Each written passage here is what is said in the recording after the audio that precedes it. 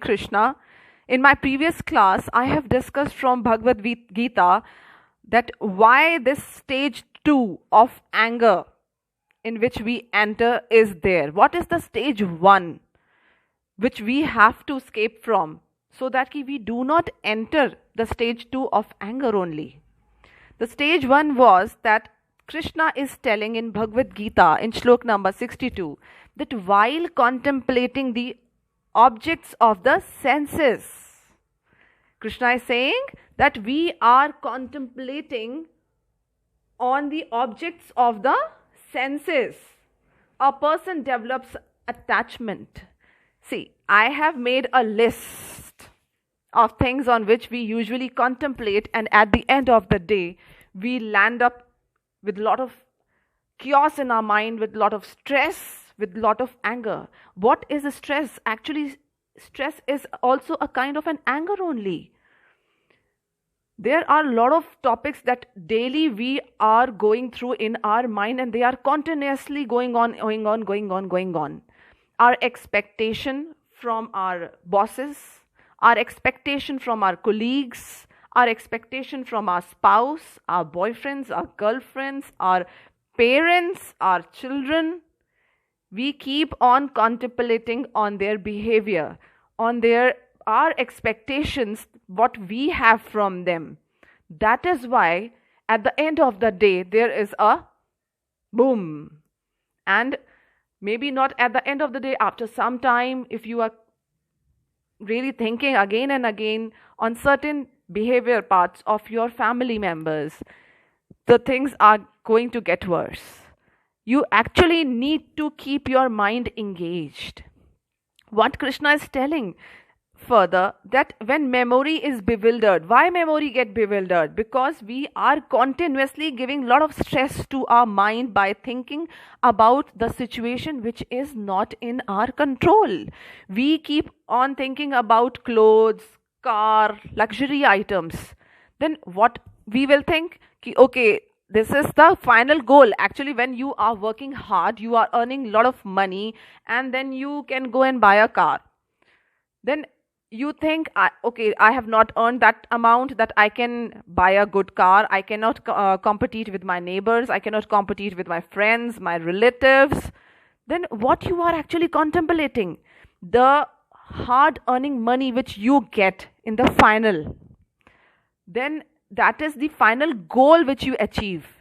And you actually, if you want to really contemplate on something, then you contemplate on the process. What is the process of earning that money?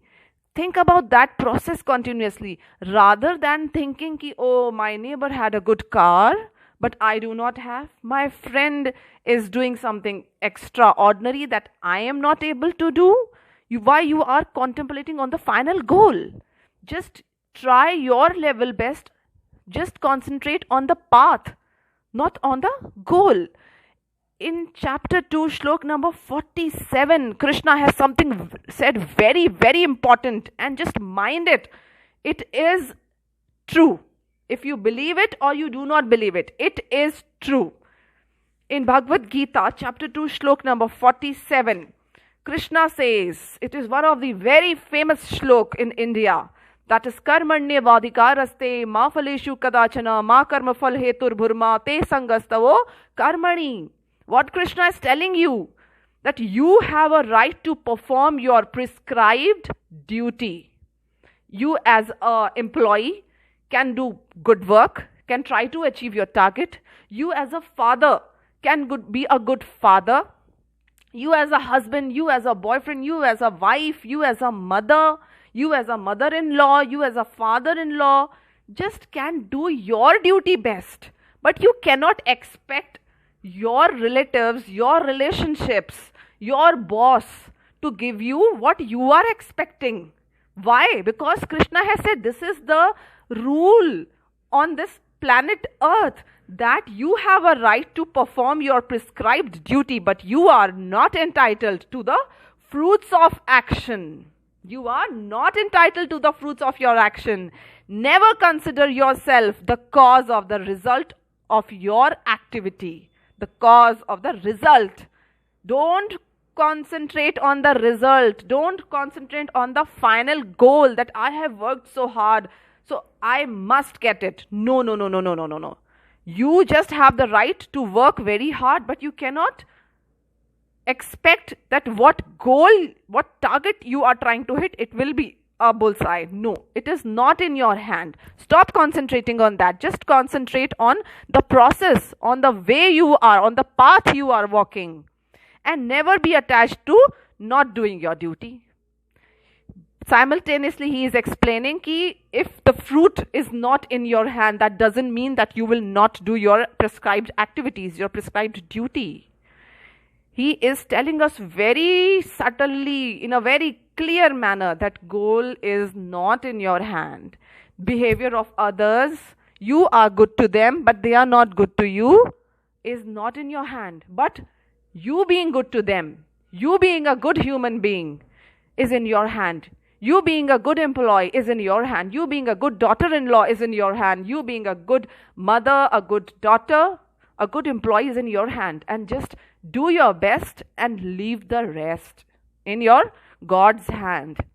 He has kept that thing in his hand. So just try to rethink what I am saying.